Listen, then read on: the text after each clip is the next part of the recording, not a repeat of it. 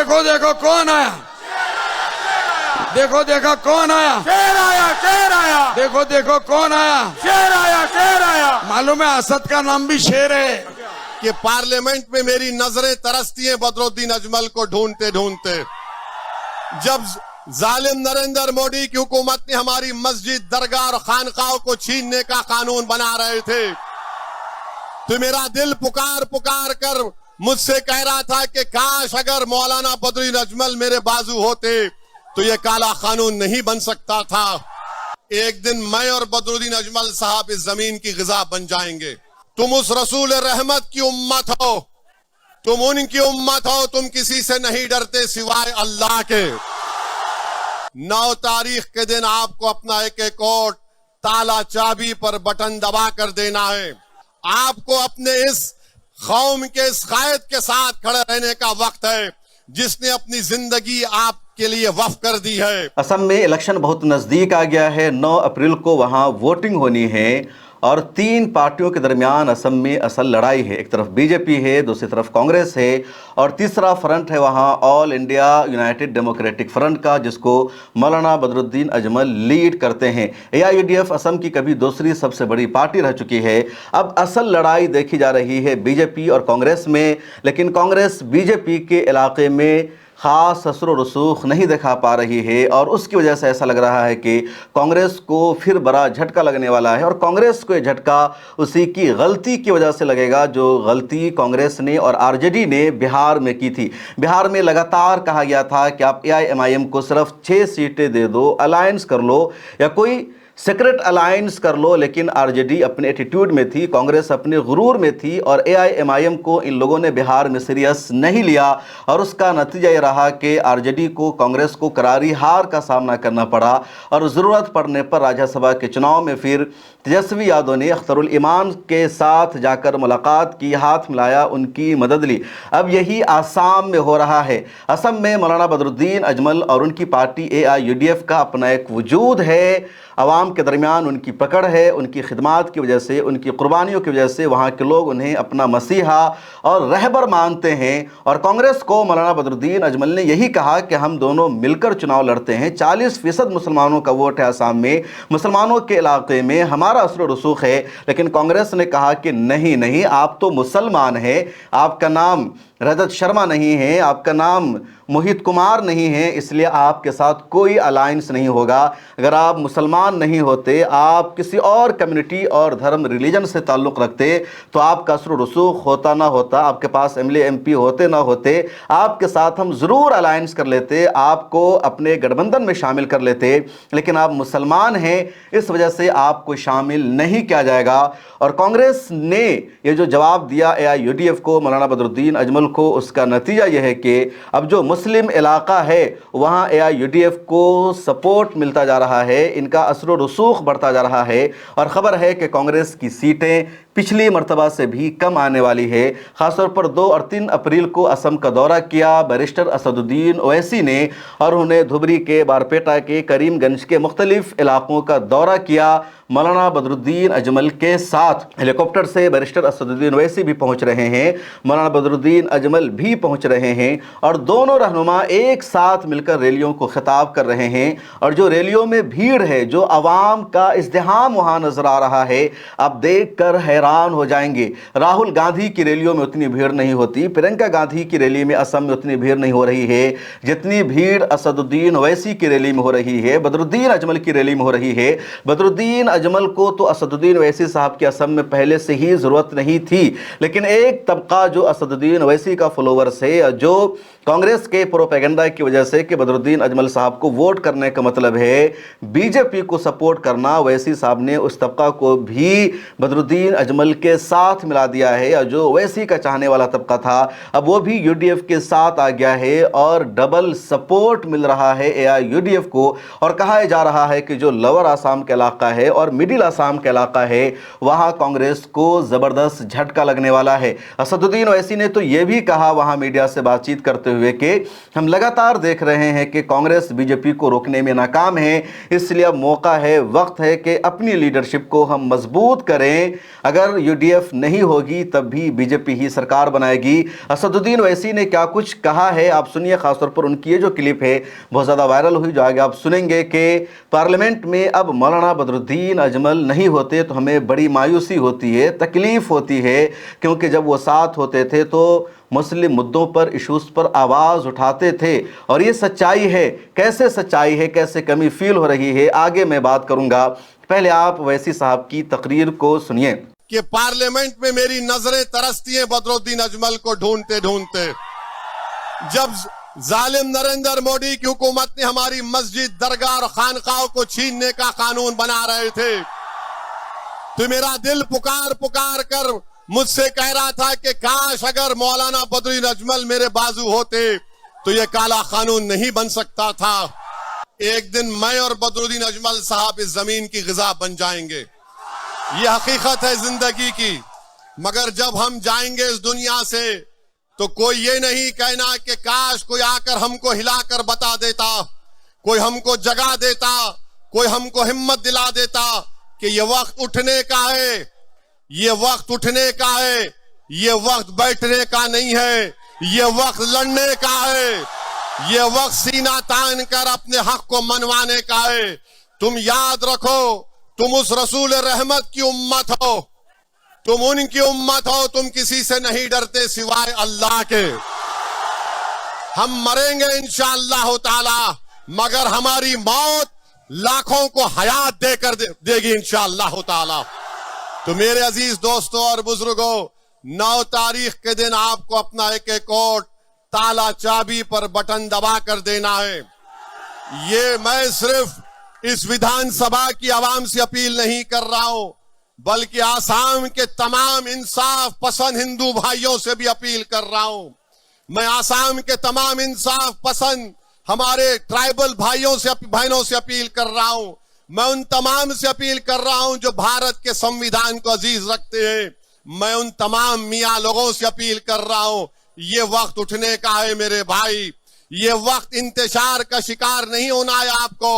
आपको अपने इस कौम के इस कायद के साथ खड़े रहने का वक्त है जिसने अपनी जिंदगी आपके लिए वक्फ कर दी है। आज आपको इनको कामयाब करना है। मेरा मानना यह है कि भारत में खास तौर से मुस्लिम अक़लियत, दलित और आदिवासियों को अगर उनको उनका हक मिलना है और अगर वो इंसाफ चाहते हैं, वो अगर जिल्लत और रुसवाई से बचना चाहते हैं, तो उनको अपनी एक सियासी लीडरशिप को मजबूत बनाना पड़ेगा। और मैं इसलिए भी आया हूं कि पिछले कई साल से मैं इस बात को देख रहा हूं, महसूस भी कर रहा हूं, खून का घूंट भी पीता हूं, आंख से बाज वक्त आंसू भी निकल जाते जब आसाम में मियां लोगों पर जुल्म की दास्तानें देखता हूं, पढ़ता हूं और सुनता हूं। और तीसरी बात यह है कि मैंने हमारे बड़े भाई मौलाना बदरुद्दीन अजमल साहब का बयान सुना कि उन्होंने कहा कि असद भाई आप आओ, आकर यहां पर हमारी मदद करो आप। तो मेरे भाई, ईमान का तकाजा ये होता है कि अगर किसी के जिस्म के किसी हिस्से में दर्द होता है, हमारा ईमान उसी वक्त मुकम्मल होता है जब हम आपके दर्द को, आसाम के मियां लोगों की दर्द को हम हैदराबाद में बैठकर अगर महसूस करेंगे, तभी हमारा ईमान मुकम्मल होगा। चौथी बात यह है कि बड़ी मुसीबतों से, मुश्किलात से, ईसार और कुर्बानियों से आपने यहां पर अपनी एक सियासी लीडरशिप को पैदा किया है। अभी मौलाना बदरुद्दीन अजमल साहब अपने मुख्तसर से खिताब में फरमा रहे थे कि हजरत मौलाना असद मदनी साहब रहमतुल्लाह अलैह की ऐन ख्वाहिश के मुताबिक उनके हुक्म पर इस पार्टी की तश्कील दी गई थी। तो मुझे रोकने की बहुत सी कोशिशें की गई। बहुत से लोग कांग्रेस के भी थे जो मुझसे कह रहे थे कि ओवैसी साहब मत जाओ, आपको जाने की जरूरत नहीं है, फुला ऐसा है। बहरहाल अपने किस्से कहानियां सुना रहे थे। बास कह रहे थे कि आप इलेक्शन के बाद जाओ। मैं ईमानदारी से आपसे कह रहा हूं कि मैंने मदीने शरीफ में रमजान के महीने में नमाज इस्तिखारा किया और मैंने कहा अल्लाह, मैं नमाज अदा कर रहा हूं इस वास्ते के क्या मैं आसाम में जाऊं, और अगर जाऊं तो अजमल साहब की मदद करूं या नहीं जाऊं। अल्हम्दुलिल्लाह अल्लाह सुब्हाना व तआला ने मुझे मौका दिया आपके दरमियान में आने का, और मेरी अल्लाह से दुआ है कि अल्लाह सुब्हाना व तआला आप तमाम पर अपनी रहमतों को, अपने फजल को नाजिल करे, और अल्लाह सुब्हाना व तआला आसाम के मुसलमानों की मुसीबतों का खात्मा कर दे, और जो लोग जुल्म कर रहे हैं अल्लाह उनको इस जुल्म से रोक दे, अल्लाह उनको हिदायत दे। अगर वो जुल्म करते रहेंगे तो फिर अल्लाह उनको देख लेगा इंशाअल्लाह ताला। और कांग्रेस के लोगों से बोल रहा हूं, आप कितना भी कोशिश कर लो, अल्लाह जब तक असदुद्दीन ओवैसी को जिंदा रखेगा, जहां कहीं भी मुस्लिम पॉलिटिकल लीडरशिप को बनाना है, मजबूत रखना है, जिंदा रखना है, मैं हाजिर था और हाजिर रहूंगा इंशाअल्लाह ताला। मैं कोई बड़ा काम नहीं कर रहा हूं। मैं मेरे भाई, बड़े भाई मौलाना अजमल साहब को देखता हूं तो मेरी जबान से बेसाख्ता दुआ के कलमात निकल जाते हैं कि अल्लाह इनको सलामत रखे, अल्लाह इनको सेहत दे, और ये आपकी और सही तरीके से, बेलौस तरीके से खिदमत करते रहे। हम तमाम खादिम हैं आपके, हम तमाम आपके गुलाम हैं, हम तमाम आपके नौकर हैं। आपकी वजह से हम यहां पर खड़े हैं। इसमें अल्लाह का करम है, सदका है नबी करीम सल्लल्लाहु अलैहि वसल्लम का, अहले दिल की दुआएं हैं। असदुद्दीन ओवैसी कोई बड़ा आदमी नहीं है, असदुद्दीन ओवैसी आपकी तरह आम आदमी है। अल्लाह ने हमको मौका दिया है और हम आपकी खिदमत करने को आए हैं। जब मैं यहां पर आया हूं तो आपसे एक दरख्वास्त करने आया हूं, बल्कि मैं पूरे भारत के अक़लियतों की तरफ से, जो इंसाफ पसंद है उनकी तरफ से, अपनी तरफ से आप तमाम से भीख मांगने को आया हूं कि मेरे भाई इस बार पूरे बदरुद्दीन अजमल साहब के कैंडिडेट्स को कामयाब कर दो। याद रखो, याद रखो, पूरा भारत आपकी तरफ निगाहें उठाकर देख रहा है। हैदराबाद के लोग आपकी तरफ देख रहे हैं, महाराष्ट्र, मालेगांव, मुंबई के लोग, औरंगाबाद के लोग आपकी तरफ देख रहे हैं, उत्तर प्रदेश के लोग, बिहार के लोग आपकी तरफ देख रहे हैं, और ये देख रहे हैं और ये आपसे कह रहे हैं कि अब की बार तुम इंतशार का शिकार मत होना। अब की बार तुम ना मोदी से, ना हेमंत बिस्वा शर्मा से डर कर बैठ जाना।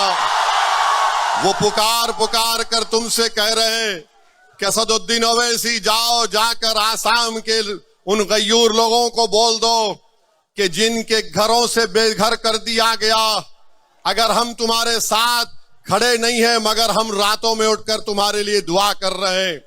मुझसे कह दिया कि असदुद्दीन ओवैसी जाओ, जाके आसाम के अपने मियां लोगों से कह दो कि कांग्रेस की मक्कार साजिश का शिकार मत हो। जो मेहनत से आपने अपनी लीडरशिप को तैयार किया है उसको मजबूत करो, उसको मुस्तहकम करो, उसको कामयाब करो। याद रखो, एक दिन मैं और बदरुद्दीन अजमल साहब इस जमीन की ग़िज़ा बन जाएंगे। ये हकीकत है जिंदगी की। मगर जब हम जाएंगे इस दुनिया से तो कोई ये नहीं कहना कि काश कोई आकर हमको हिलाकर बता देता, कोई हमको जगा देता, कोई हमको हिम्मत दिला देता कि ये वक्त उठने का है, ये वक्त उठने का है, ये वक्त बैठने का नहीं है, ये वक्त लड़ने का है, ये वक्त सीना तान कर अपने हक को मनवाने का है। तुम याद रखो, तुम उस रसूल रहमत की उम्मत हो, तुम उनकी उम्मत हो, तुम किसी से नहीं डरते सिवाय अल्लाह के। हम मरेंगे इंशाअल्लाह ताला, मगर हमारी मौत लाखों को हयात देकर देगी इंशाअल्लाह ताला। तो तो मेरे अजीज दोस्तों और बुजुर्गों, 9 तारीख के दिन आपको अपना एक एक वोट ताला चाबी पर बटन दबा कर देना है। ये मैं सिर्फ इस विधानसभा की आवाम से अपील नहीं कर रहा हूं, बल्कि आसाम के तमाम इंसाफ पसंद हिंदू भाइयों से भी अपील कर रहा हूं। मैं आसाम के तमाम इंसाफ पसंद हमारे ट्राइबल भाइयों से बहनों से अपील कर रहा हूं। मैं उन तमाम से अपील कर रहा हूं जो भारत के संविधान को अजीज रखते हैं। मैं उन तमाम मियां लोगों से अपील कर रहा हूं, ये वक्त उठने का है मेरे भाई। ये वक्त इंतशार का शिकार नहीं होना है। आपको अपने इस कौम के इस कायद के साथ खड़े रहने का वक्त है जिसने अपनी जिंदगी आपके लिए वक्फ कर दी है। आज आपको इनको कामयाब करना है। आप अंदाजा नहीं लगा सकते कि पार्लियामेंट में मेरी नजरें तरसती हैं बदरुद्दीन अजमल को ढूंढते ढूंढते। जब जालिम नरेंद्र मोदी की हुकूमत ने हमारी मस्जिद, दरगाह और खानकाहों को छीनने का कानून बना रहे थे, तो मेरा दिल पुकार पुकार कर मुझसे कह रहा था कि काश अगर मौलाना बदरुद्दीन अजमल मेरे बाजू होते तो यह काला कानून नहीं बन सकता था। मैं आपको जज्बात में लाने के लिए नहीं कह रहा हूं, अल्लाह जानता है। मैं पार्लियामेंट में बैठे बैठे ये महसूस कर रहा था कि काश आसाम के मुसलमान अजमल साहब को कामयाब कर देते, बिहार के लोग हमारे अख्तरुल ईमान को और महाराष्ट्र के लोग मेरे छोटे भाई सैयद इम्तियाज जलील को कामयाब कर देते, तो हम उस काले कानून को रोक सकते थे। मगर खैर, अल्लाह के फैसले अल्लाह जानता है। अब आपको ये दिखाना है कि आप अपना एक एक वोट ताला चाबी पर लगाएंगे। 51 बरस 200 दिन कांग्रेस को सत्ता मिली आसाम में। क्या मिला मियां लोगों को? मियां लोगों को मिला डिटेंशन मिला, मियां लोगों को फॉरेनर्स ट्राइब्यूनल मिला, मियां लोगों को वो तमाम बीटीडीए के वो तमाम मामलात मिले जिसमें हम बेघर हो गए। 51 बरस में वही कानून लैंड ग्रैबिंग का बनाया गया था। कौन था मंत्री? रकीबुल मंत्री थे। उस कानून का इस्तेमाल करके आज ये हेमंत बिस्वा शर्मा जो वक्त का फिरौन बना हुआ है, अल्लाह उसको देख लेगा इंशाअल्लाह ताला। तो कांग्रेस, बीजेपी, मोदी, हेमंत बिस्वा शर्मा, गोगोई ये कभी नहीं चाहेंगे कि तुम्हारी एक आजाद सियासी लीडरशिप पैदा हो जाए। आपको याद दिला रहा हूं, बरसों पहले एक सियासी पार्टी बनी थी, कांग्रेस ने उसको खत्म कर दिया। मुझे बदनाम करते हैं, ये बी टीम है, ये फुला टीम है। सुनो कांग्रेस के दल्लालों, तुम जितनी गाली दे सकते मुझे दे दो। मैं तुम्हारी गालियों से और झूठ से मुतासिर होकर घर में बैठने वाले का नाम असदुद्दीन ओवैसी और बदरुद्दीन अजमल नहीं है। तुम जितना बोलोगे हम उतनी ज्यादा मेहनत करेंगे। और सुन लो हेमंत बिस्वा शर्मा, बीजेपी आरएसएस वालों, तुम मारना चाहते ना हमारे को, तुम हमारी कमर तोड़ना चाहते ना।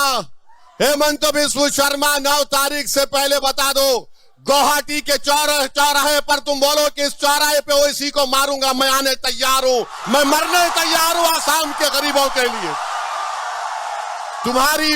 तुम्हारी ये धमकी हमको डरा नहीं पाएगी। अरे मरना तो सबको एक दिन, कभी मैं जाऊंगा तो तुम भी जाओगे, मगर ये डराने की सियासत अब काम में आने वाली नहीं है।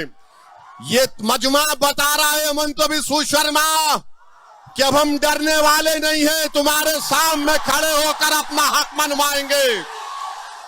ये मजमा पुकार पुकार कर कह रहा है कि जो बेघर हुए हैं इंशाअल्लाह बदरुद्दीन अजमल के उम्मीदवार कामयाब होकर उनके सर पर इंशाअल्लाह अल्लाह ताला छत बनाकर उनको घर देंगे इंशाअल्लाह ताला।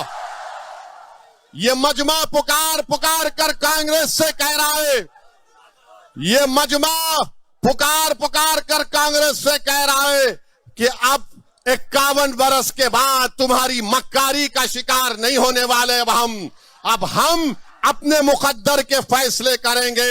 अब हम अपने मुस्तकबिल के रास्ते बनाएंगे, चाहे रास्ते में पहाड़ आ जाए, जालिम आ जाए, तूफान आ जाए।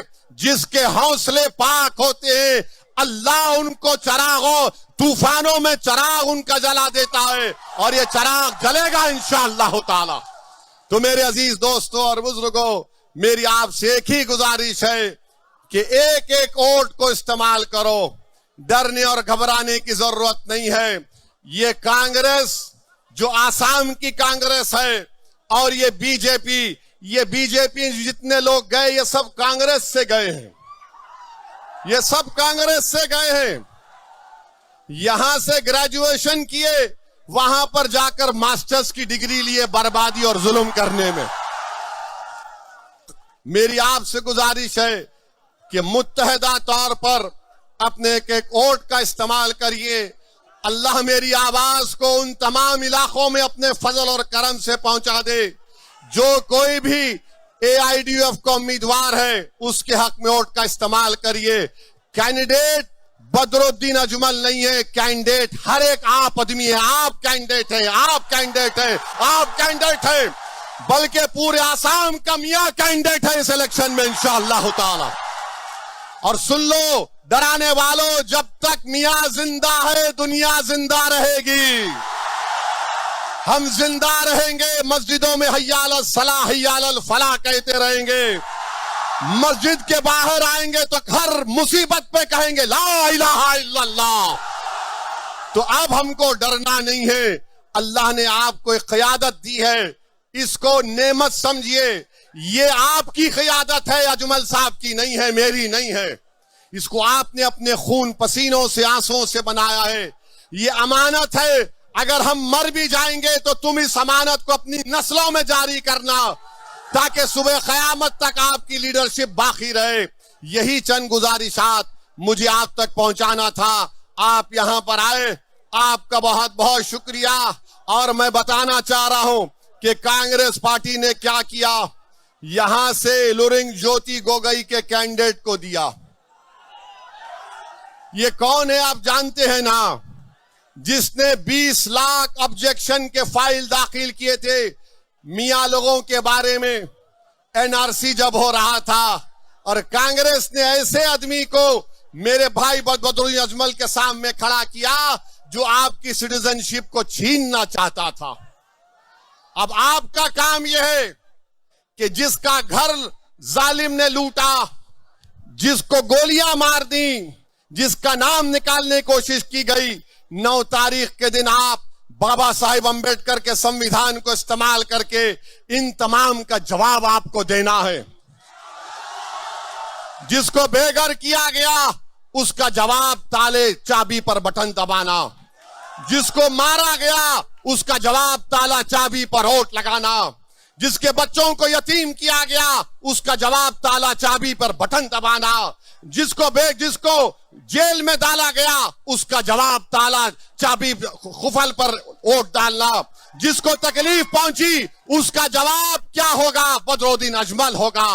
जिसको मोहब्बत होगी मियां से, जिसको मोहब्बत होगी मियां से, वो ताला चाबी पर बटन दबाएगा इंशाअल्लाह ताला।